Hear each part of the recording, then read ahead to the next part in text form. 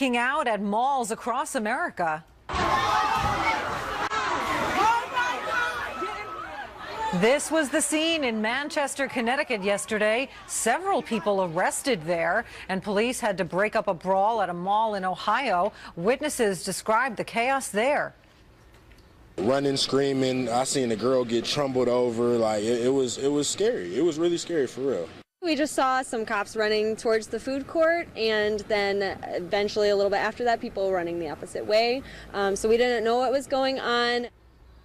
Well, that mall was placed on lockdown for a while. Scenes like this lit up social media. There is no word on what might have sparked this trend. Well, tensions are growing between the United States and Israel after that UN Security Council vote condemning the Jewish state with its settlements and declaring those settlements and the continued building illegal. Well, now Israel insisting the U.S. government, it says, was behind that controversial resolution, though the White House has been denying that. Ambassador John Bolton, writing in the Wall Street Journal, said this, quote, "Last Friday, on the eve of Hanukkah and Christmas, Barack Obama stabbed Israel in the front. The departing president refused to veto United Nations Security Council Resolution 2334, a measure ostensibly about Israeli settlement policy, but clearly intended to tip the peace process toward the Palestinians. Its adoption wasn't pretty, but sadly, it was predictable." John Bolton joins us now. He is, of course, former U.S. ambassador to the United Nations, senior fellow at the American Enterprise Institute, and a Fox News contributor. Ambassador, is it really fair to say that President Obama stabbed Israel? I mean, look, supporters of the resolution say the settlements are illegal. Israel continues to defy and violate international law. The Netanyahu government is provocative and is torpedoing any hope of a two-state solution with this continued settlement construction. Well, that is the Palestinian line, and but no U.S. administration has flatly called the settlements illegal before. They have said it's politically not helpful and the rest. But I think the real trouble with Resolution 2334 is that it implicitly repeals the well-known Resolution 242 adopted by the Security Council after the 1967 war between Israel and the Arab states nearby, that created the doctrine known as land for peace, that Israel, after 67 and then after the 73 war, would give back land that it had taken in battle in exchange for peace. So, for example, the Camp David peace agreement of 1979 with Egypt, Israel basically gave back that part of the Sinai Peninsula it had taken in the 73 war and got the Camp David peace agreement. What people are now arguing is that that is invalid, that the remaining territories that Israel once occupied after these wars really are not in its power to give back, so that Israel has to give in to borders that 242 flatly said were not defensible and not secure. And there's a lot of back and forth about the language of the resolutions, but the fact is this is an extraordinarily radical step by an outgoing American president intended to box in his successor. And what does it mean if the 67 borders do not hold? Well, the 67 borders are really the 1949 truce lines and the agreements that reflect where the parties, the military units stood when the ceasefire was declared in 1949. And these ceasefire agreements all say the line is based purely on military considerations. They're not intended to be political settlements. The idea is, and this too has been fundamental to American foreign policy, Democratic and Republican administration alike, for decades now, almost 50 years, the parties to the conflict in the Middle East themselves must work it out. This resolution was intended to, the Obama administration intended it would, put a thumb on the scales heavily in the Palestinians' favor. And again, doing it with a month left in office, fully intending to have an effect that would preclude the incoming Trump administration from doing a number of things it signaled in the campaign it would do. And what does this mean for the prospect of peace? This has, of course, been going on for decades. I mean, David Friedman, who the president-elect has nominated as the new Israeli ambassador, he's a staunch supporter of the settlements, apparently gives money and fundraisers for them in tunes of millions of dollars. Is the two-state solution dead? You have written about what you call the three-state solution. Can you explain that? And do you think the status quo with this resolution, with the Trump administration, is going to be thrown out the window and pursue, as you call it, the three-state solution? Well, I think the two-state solution died a long time ago. It was never workable, and it's certainly not going to work in present circumstances where you have the terrorist group Hamas in control of the Gaza Strip and elements of the Palestinian Authority still engaged in terrorism themselves. I think what you ought to think of is what's best for the Palestinian people here, consistent with Israel's security needs. And I think the answer is not to conjure up some imaginary state that won't even have its pieces connected with one another and which has no hope of economic viability. Instead, take these territories, give the Gaza Strip back to Egypt, give whatever part of the West Bank Israel is willing to cede to Jordan, connect the Palestinian people to real economies, and try and go on from there. This is a very difficult alternative because neither Jordan or Egypt want the Palestinian territories, which is a sad commentary on 50 years of anti-Israel activity in the region. But looking at this concretely, the two-state solution is simply not viable. If you don't like my three-state solution, fine, come up with an alternative. But beating your head against the wall continuously for the two-state solution mantra is not going to get us anywhere. Ambassador John Bolton, certainly the status quo in for a shaking up of some sort. Thank you for your insight and analysis. Thank you, Eric. Of course. Patty Ann? Well, Eric, frightening moments on board a packed airliner. What caused this plane to skid off the runway moments before takeoff? And millionaires and billionaires could fill some key roles in the president-elect's cabinet. How their wealth could complicate the Senate confirmation process. Well, a Jet Airways airplane skidding off the runway today in India, and it injured several people. It is an Indian airline, and that flight getting ready to take off when it veered off track, went off the runway and right into the grass. 12 people were hurt as crews evacuated the airplane. There is no word, though, exactly what caused that plane to basically drive right off the runway. President-elect Trump is putting together one of the wealthiest cabinets in history, and vetting the nominees' financial holdings could slow down the confirmation process. Some of the richest picks include Deputy Commerce Secretary nominee Todd Ricketts, who is worth an estimated $5.3 billion. Many more of the nominees have tens of millions of dollars. They will all have to report their assets and make sure there are no conflicts of interest. Joining us now, Steve Moore, the economic advisor for President-elect Trump's Transition Committee, also a distinguished visiting fellow at the Heritage Foundation and a Fox News contributor. Nice to see you, Steve.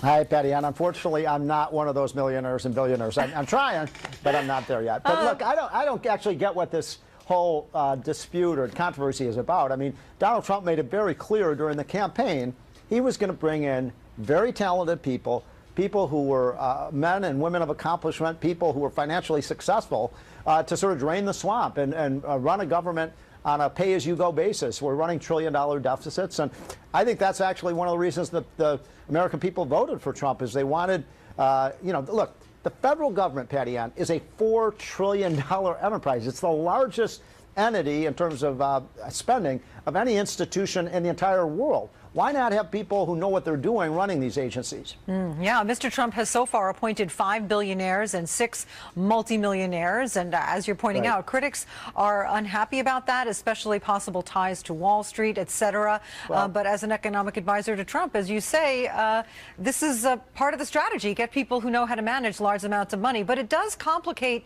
confirmation proceedings. Yeah. These nominees have to disclose their financial holdings. They have to shed assets that might present a conflict of interest. How difficult and time-consuming might this be, and is it possible that some nominees will be disqualified? No, I don't think so. And look, it is difficult. You have to go through all your financial records, and you have to disclose everything. And by the way, that's appropriate, Patty Ann. We want the people who are running our federal agencies and the federal government to disclose any potential conflicts of interest they have. That's including Donald Trump himself. But that should not be disqualifying. I mean, the point I'm trying to make is, if we say that people who are successful in business or finance are not able to be in government, then we're going to run trillion-dollar deficits for as far as the eye can see.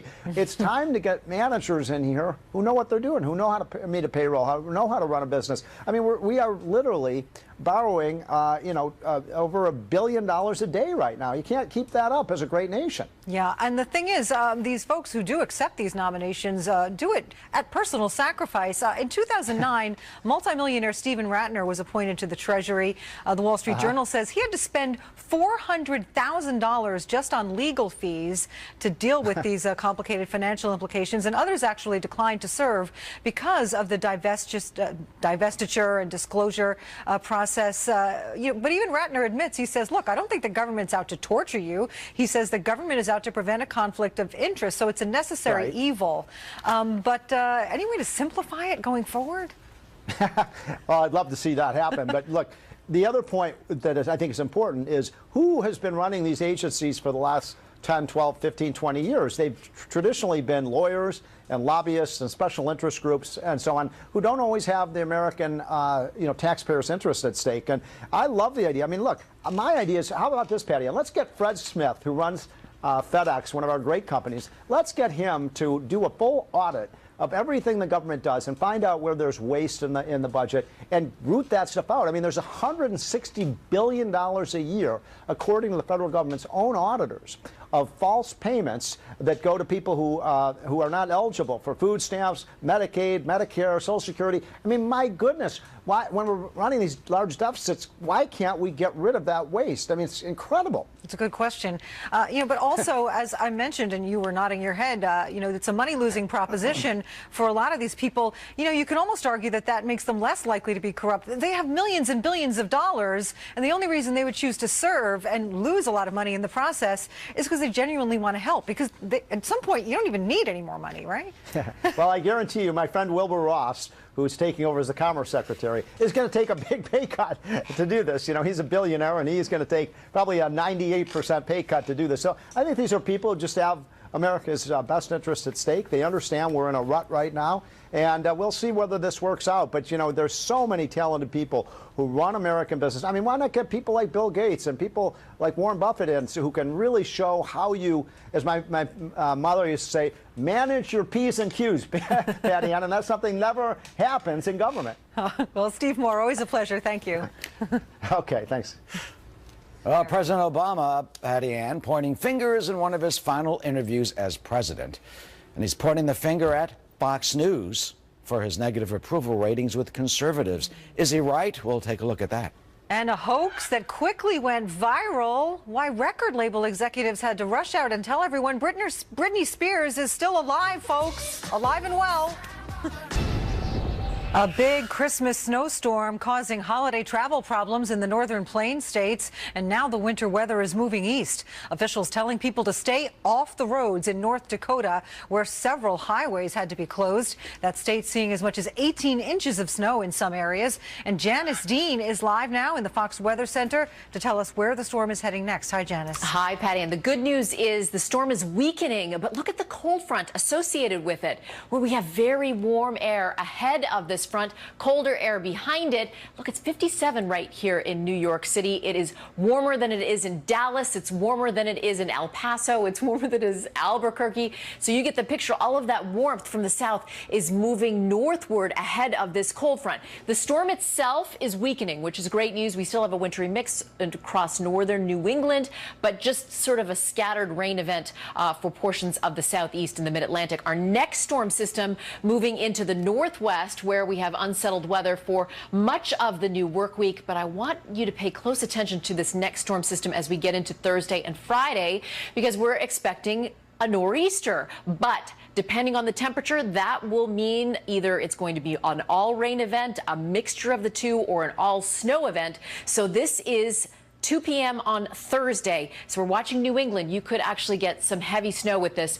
And again, depending on the temperature, will that mean snow for maybe New York City? So 57 today. We're going to drop things dramatically in the next 12 to 24 hours with a high of 41 tomorrow. And we'll have to see what happens Thursday and Friday. Will it be too warm for a snow event? So that's going to be our next big storm system they're going to watch that could present some travel delays. There are your highs today. 57 in New York, 70 in Raleigh, 70 in Atlanta, So we've got that warm air ahead of the cold front, cooler air behind it. But look at the 24-hour temperature change. So this is quite dramatic. 23-degree difference between what it was yesterday and what it is today. 29 right now in Caribou, Maine. So that you can see where that cold front is here on the move, and a little bit warmer across the northwest as well. Quick look at your forecast temperatures. We're going to drop those temperatures this week, Wednesday, Thursday. But as we get that low pressure off the coast, depending on what the temperature is going to be, it's going to be a difference between either rain, snow, or a mixture of the two. So, Patty Ann, that's going to be the big deal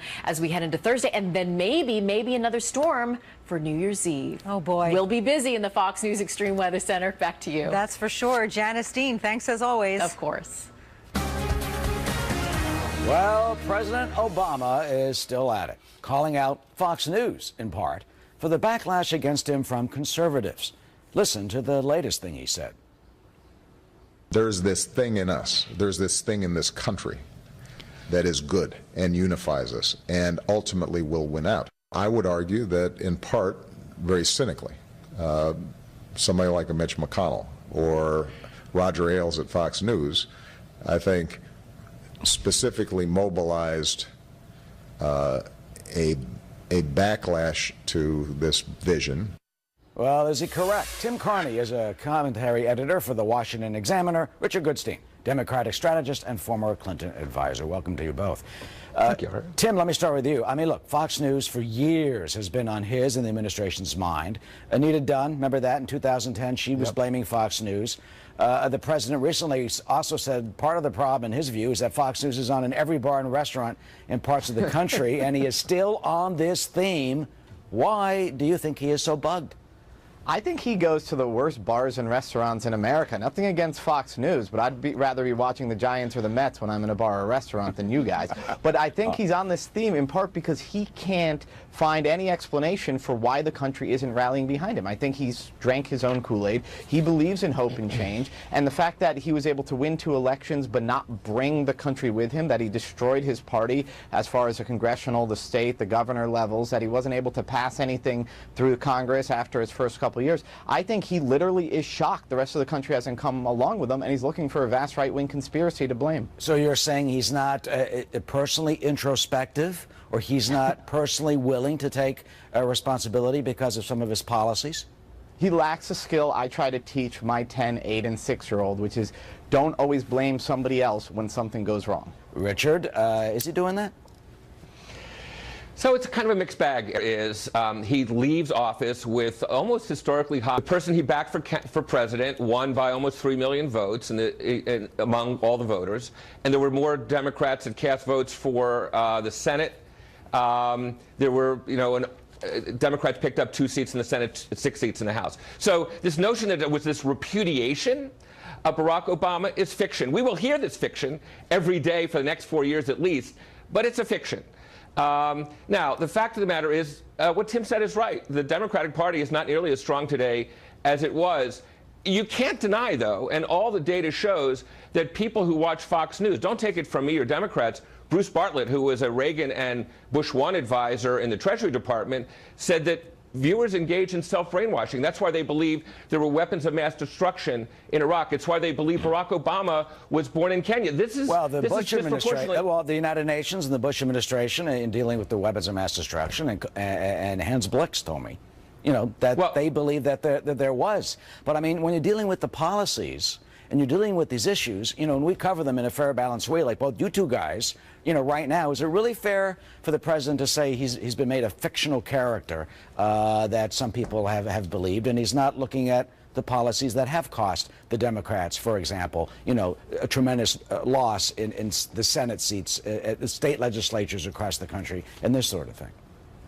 Look, I think he will indeed engage in introspection when he's done office. This is not the time to do it. But let me use one illustration. The Trump tweet about his foundation is a fiction about him giving money to charities when he's paying for portraits of himself, and his own Trump Foundation, it says they engage in illegal self-dealing. That's not something, frankly, Eric, I've heard reported on this network. Oh, we I think certainly have many times. I've reported that many times, Richard. That's not true at all. About the self-dealing? About the self-dealing? Yes, about using other people's money, allegedly. I'll tell you who it was. It was a police foundation in New Jersey giving some money. We've reported that many times, and there's a lot about that, you know, on this channel. So, I mean, you can pick and choose. I mean, I think that Fox has provided a good level of skepticism towards Barack Obama. I hope that Fox, and I expect that Fox will provide that same skepticism towards Donald Trump. But what we're seeing now is the rest of the media suddenly saying, well, nowadays we need to go and we need to challenge and we need to hold the government accountable. We just had an editorial at the Examiner where we said, yes, welcome, please hold Donald Trump accountable. But it would have been nice had you not taken something of a vacation for the last 8 years where Barack Obama was able to get away with fooling the American people and misleading them. But the fact is, I don't think in fairness, there's a lot of negative commentary about the president's policies, about the expense of Obamacare and the rates going up, you know, and this sort of thing, and the utter complete failures in Syria that have caused this unbelievable humanitarian catastrophe that many analysts believe, and rightly so, have been a stain on the Obama legacy. Finally, and I'll stop now, Richard, I mean, what would your advice be to President Obama as he, you know, goes off and sits there and clicks through Fox News and MSNBC and CNN? Yeah. I mean, what are you going to tell him? His point would be, yes, there's the focus on the rates going up in some states for Obamacare, not on the 20 million people who've gotten health care that didn't have it before. Look, the fact of the matter is, what happened in 2000 is the Democrats started think tanks and so forth to counter Heritage and other conservative think tanks. I wonder whether Barack Obama will be behind some effort to kind of promote media efforts that he thinks the Democrats are lacking in. Look, he tips his hat to Fox News. Believe me, this is something that any network would like to have, having a president kind of attribute his weakness to the network. And I think he will give a lot of thought to doing something that Democrats can stand up to counter that. Tim, quickly, your advice. I think that Barack Obama has not done a good job rallying the public. I don't think he will. What I always thought he would be great at would be being a liberal columnist. I think he should go to work for the New Republic, or frankly, submit some op-eds to the Washington Examiner. I think he's a really smart guy. Just you can call in at the editorial part of FoxNews.com, and I'm sure that we will accept one of his editorials wholeheartedly. Tim and Richard, good to see you. Thanks so much. Thank you for appearing on Fox News. Sure. Patty Ann. And by the way, we did cover that self-dealing accusation yesterday on this very show, and we're covering it again in the very next block. So stay tuned.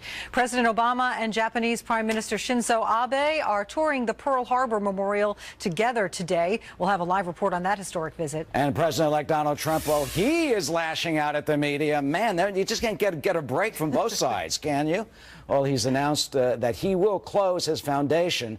And yes, Fox News is reporting, examining, investigating, looking at what he did and did not do that was correct or incorrect in dealing with that alleged self-dealing and the portrait and all that other stuff at the Trump Foundation that he says he will now close, but is still under investigation by the Attorney General of New York State.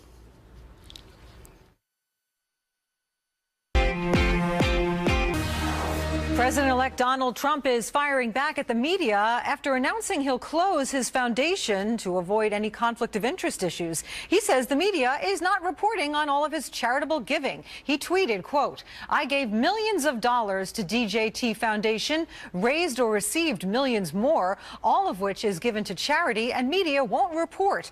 And the DJT Foundation, unlike most foundations, never paid fees, rent, salaries, or any expenses. 100% of money goes to wonderful charities. So joining us now, Caitlin Huey-Burns, the national political reporter for Real Clear Politics. Thank you for joining us. Hi, good morning. So much of what Trump says there in his tweet is technically correct, according to the Washington Post, which says that over the years, since the 1980s, he has in fact given $7.8 million to the foundation that they can verify. But they also note that that is actually a pretty small amount for covering decades for a foundation foundation from somebody of his wealth. Exactly. And over the past decade or so, he hasn't given any money to the charity and instead has spent the money that has been given by others and spent it on things, as the Washington Post has reported over the past several months, that benefit himself. We know about that infamous painting, the Tim Tebow collector's item, and those sorts of things. He also, as my colleague at Real Clear Politics has reported, used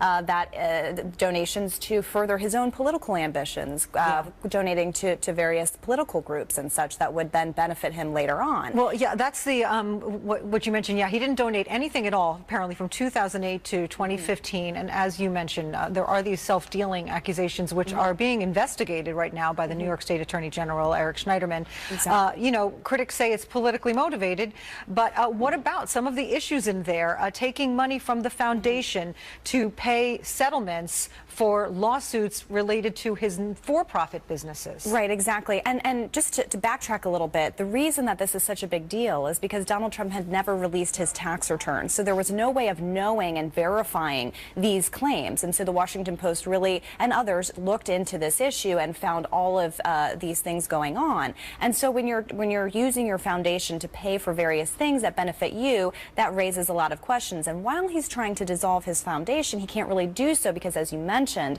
still under investigation by the AG. And so what this really speaks to is possibly the broader conflicts of interest with his businesses as he prepares to take the presidency, and these questions kind of still looming. So even though if he dissolves the foundation and steps away from it, these questions still exist. You know, he is blasting the media, saying the media is not covering all of the donations that he's made. But in fact, every time he invites the media to look into his donations, you know, the Washington Post and Real Clear Politics have done several examinations where they've actually gone out and tried to verify the specific claims that he has made publicly about giving this amount to that and that amount to the other. And they have found that they are not able to substantiate most of those claims. You mentioned he hasn't released his tax returns. If he wants us to report on it, wouldn't it be helpful for him to do this? Oh, it would be very easy to do so as well, and to verify those claims and also to release his tax returns. I don't expect that he will. What's really interesting about the reporting around the foundation that the Washington Post has done, the reporter David Fahrenhold has been very public about his reporting procedure, publishing on Twitter and other avenues saying, look, these are the exact people I've talked to, these are the foundations I've talked to that they haven't received the money that was pledged to them, and so forth. So he's been very public about the reporting and has then provided lots of opportunities for Trump and the campaign and now the transition team to answer those questions at hand. Now you say, you can ask the question, you know, how does this matter? He was already elected when people knew about this. And in fact, a lot of his supporters would say, look, he has been generous and so forth. But again, this raises questions about how he would operate as president when he has all of his business dealings still going on, and whether the conflicts of interest surrounding the self-dealing procedures apply to those businesses. All right, Caitlin Huey-Burns, thank you so much. Thank you. Eric? Well, Patty Ann, you hear about this? A Twitter hoax that targeted a major pop star with some false tweets spread around the internet that claimed about Britney Spears. Also, a holiday surprise for a World War II veteran from Missouri, how Taylor Swift made Christmas a little more special for one of her oldest fans. Star Taylor Swift making the holidays special for one of her biggest fans.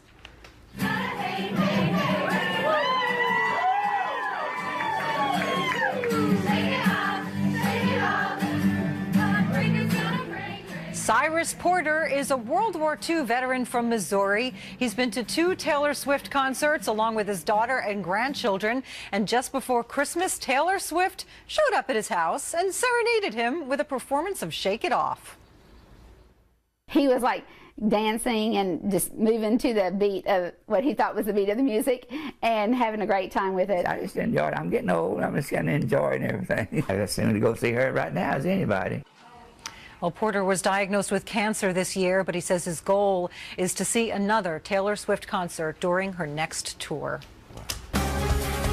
That's fabulous. Go, Cyrus. Well, Britney Spears, meanwhile, she's a victim of a hoax that went viral. Somebody posted tweets to Sony Music's Twitter account claiming that the pop star had died. William Lajeunesse is live in Los Angeles with more on this. So, William, I mean, some people really thought this was true? Well, just for a few hours, Mirror Online, the website out of London, did rush to publish with the headline, "Britney Spears is dead," until later admitting the story was a hoax. But for a few hours yesterday, the world thought otherwise when someone hacked into the official Sony Music Twitter account, which sent out this announcement around 8 a.m. saying, and I'm quoting, "Rest in peace at Britney Spears," followed by a frown face, teary-eyed emoji, and the hashtag RIP Britney. Another tweet shortly after read, "Britney Spears is dead. By accident. We will tell you more soon." Well, that prompted her manager to tell reporters Britney is fine and well. A few clowns have made similar claims over the years, but never on the official Sony Music Twitter account. Britney herself posted this picture 17 hours ago showing us she is alive and well. In case you hadn't been following, she has sold 100 million albums. She is number 11 on the Twitter chart, 49 million followers, just behind Justin Timberlake, and ahead of Kim Kardashian. I'm in. This is just it's just horrible. And it's heartless that someone would do this. Who's getting blamed for these tweets? Well, actually, someone has taken credit, I should say, unless you figure the North Koreans are still angry about that Seth Rogen movie. But Sony Music said in a statement, first of all, that its social media account was compromised, and it apologizes to Britney and her fans for any confusion. So the group Our Mine claimed responsibility. It is a very effective hacker group that hacks celebrity internet accounts to, in their words, focus attention on cyber insecurity. In 2016, they hacked the Twitter accounts of the CEO of Google, the creator of Pokemon, and the founder of Wikipedia. Members of the group, for obvious reasons, remain anonymous. Bottom line, Britney Spears is alive. You can see her in Vegas. All right, Eric? That's a good thing, but man, it's really getting out of control. William, thank you. Patty Ann. Well, tensions between the U.S. and Israel going public in the wake of that controversial UN vote. Israeli Prime Minister Benjamin Netanyahu accusing the Obama administration of a diplomatic ambush. Israel now demanding the U.S. take action to punish the United Nations.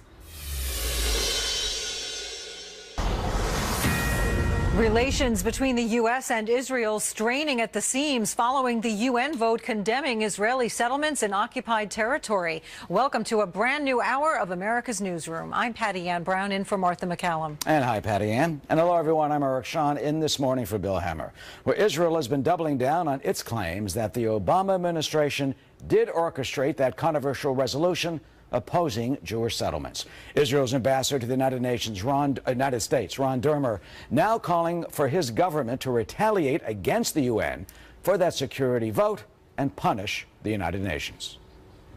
We look forward to discussing that with the new administration and with Congress, and we think there has to be a real pushback against the UN, which has become a cesspool, not just of anti-Israel activity, but anti-American activity. Well, Rich Edson is live now in Washington. Rich, Israel also dialing up the rhetoric against the Obama administration. Yeah, good morning, Patty Ann. And the Israeli government is already looking forward to the next U.S. administration as President-elect Trump has criticized the United Nations over this vote. Israel says it has proof the Obama administration coordinated a resolution condemning Israel for its settlement building and says it will turn that evidence over to the Trump administration to decide how to proceed. The United States allowed that United Nations Security Council resolution to pass, abstaining from a vote, though the government of Israeli Prime Minister Benjamin Netanyahu and its allies see it as much more than a simple abstention. We have disagreements inside the family on a lot of things, but as they say, friends don't take friends to the Security Council. And what really happened here is that the Obama administration basically took the steering wheel and brought it over to those Jeffersonian democracies like Venezuela, Malaysia, Senegal, to decide on Israel's fate.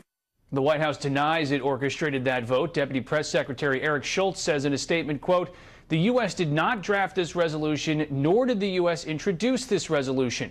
The Egyptians, in partnership with the Palestinians, are the ones who began circulating an earlier draft of the resolution. The Egyptians are the ones who moved it forward on Friday, and we took the position that we did when it was put to a vote." The Obama administration says its abstention is simply reaffirming the long-standing U.S. position on settlements, Patty Ann. Rich, and there are predictions that we might actually see more moves from the Obama administration before the president leaves office regarding this. Yeah, before leaving office, Secretary of State John Kerry will offer the Obama administration's plan for Middle East peace. That's according to a top Obama policy aide. Administration officials have already spoken about the situation there, openly criticizing Israel for settlement building.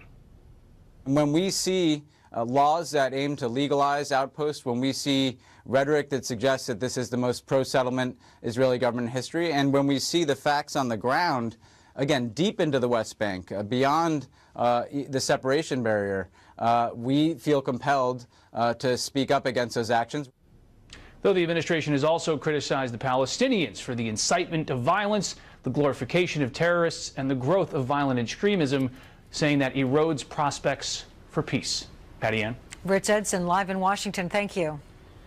Well, Patty Ann, Israel already says it will pull funding from some UN programs, and there are calls in our country for the United States to do the same as a result of the Security Council vote.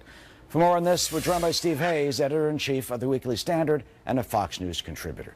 Steve, should the United Nations be punished if you do not agree with a Security Council vote? Well, I don't think with any Security Council vote. To me, this is sort of the culmination of decades-long problems at the United Nations. I mean, the United Nations has really become a place where authoritarians go to be excused, where atrocities are often ignored, where you have United Nations doing business with people like Saddam Hussein and the Oil for Food program, giving sustenance to a regime that was struggling with its own finances. I think the United Nations has, in many respects, become more trouble than it's worth for the United States. I mean, there certainly has been a failing of the international order. I mean, you got ISIS, terrorist attacks, the horror of what happened in Syria. I mean, civilians killed on a mass scale. I mean, all of this are the very issues that the United Nations was established to address and hopefully solve, to, quote, promote international peace and security. I mean, this is the first resolution at the UN, at the Security Council, that's been passed in like 7 or 8 years.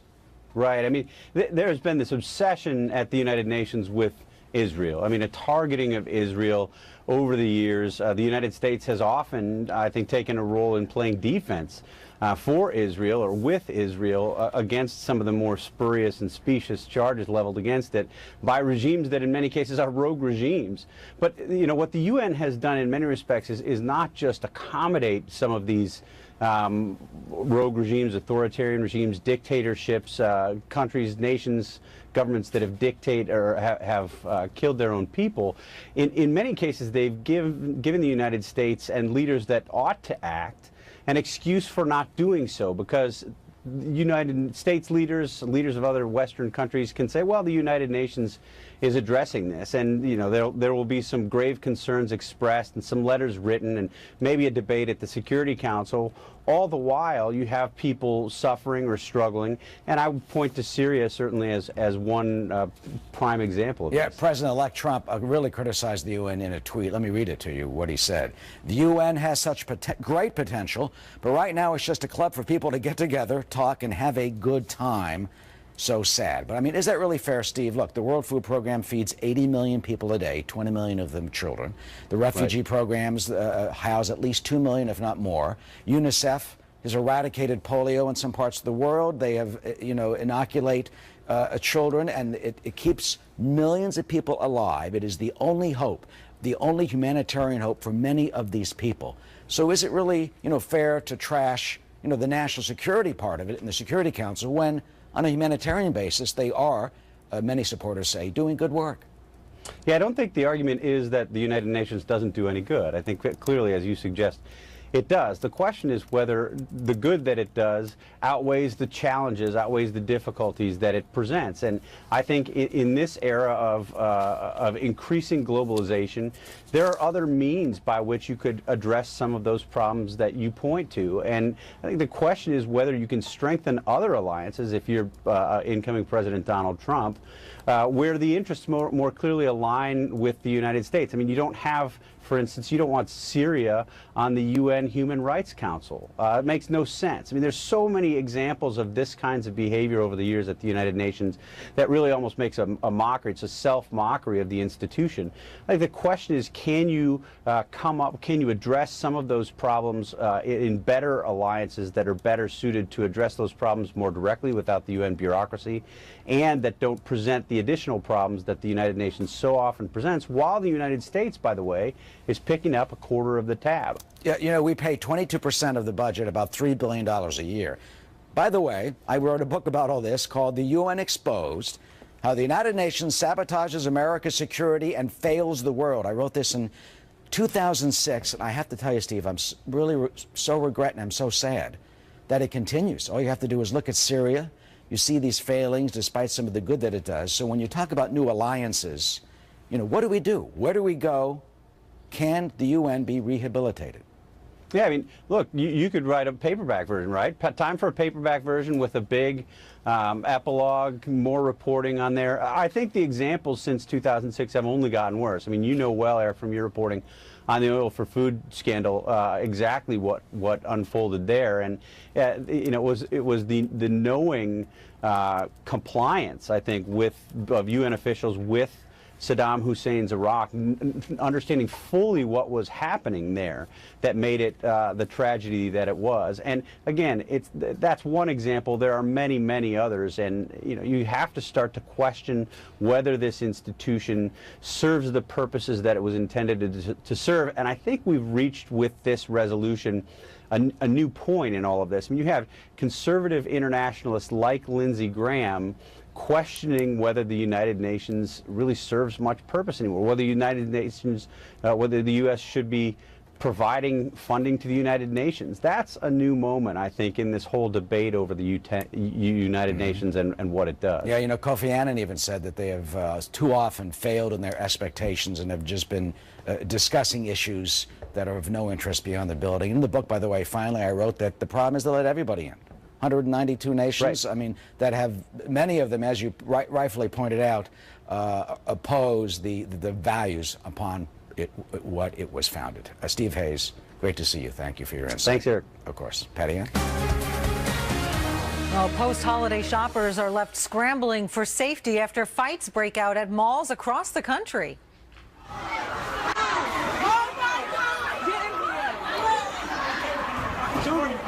This was the scene in Manchester, Connecticut, where several people were arrested. In Cleveland, Ohio, police used pepper spray to disperse large crowds after a fight there. Running, screaming, I seen a girl get trumbled over. Like, it was scary. It was really scary, for real. Like, and it's just, like I said, it's just really sad. It's just sad. Well, Rob Schmidt is live from our New York newsroom with more on this. Hi, Rob. Hi, Patty Ann. Yeah, there were huge crowds and brawls all over the country. Texas, Tennessee, New York, New Jersey, many other locations as malls were packed with people looking to venture out of the house on the day after Christmas. At a mall in Elizabeth, New Jersey, the sound of a chair being slammed into the floor sent shoppers into a panic. A small fight erupted, at which time someone slammed a chair down, causing a loud noise. Another patron yelled, "Shots fired," or "gun." At that time, pandemonium happened.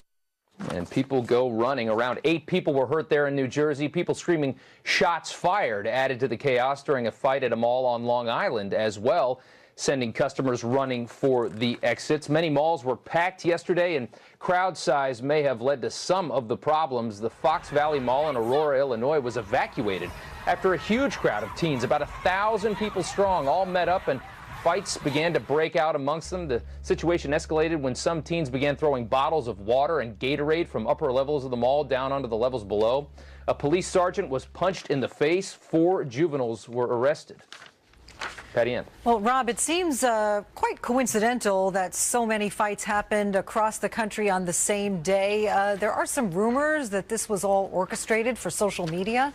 Yeah, you know, that was the first thing we thought, too. When we saw all of these fights start popping up, we heard about the first one last night on Long Island at about 6 o'clock. And at this time, these don't appear to be collectively coordinated. Possibly just a bizarre coincidence they all happened at the same time. At least 2 individual fights, though, may have been coordinated online individually. That fight outside Cleveland, Ohio that you showed in the toss, and this one in Aurora, Colorado, which happened at the Town Center Mall. About 500 teens swarmed the food court, and fighting began when officers came in to take control of the situation.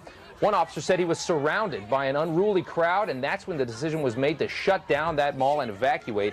There were 5 arrests there. No mall customers or police officers were hurt.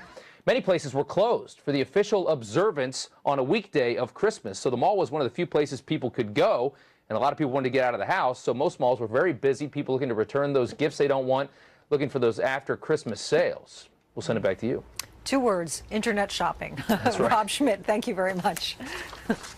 Well, he wasn't on the ballot, but President Obama says he could have won a 3rd term if he ran again. And as you might guess, President-elect Donald Trump, well, he's got something to say about that. Coming up, we'll talk to Karl Rove about all this. Also, Boeing has a multi-billion-dollar deal to build planes for Iran, but one Iranian official says the planes are worth half that. Are they about to try to take advantage? And Democrats gearing up for a big fight on Capitol Hill. Will they be the party of no, or can the Trump administration push past that?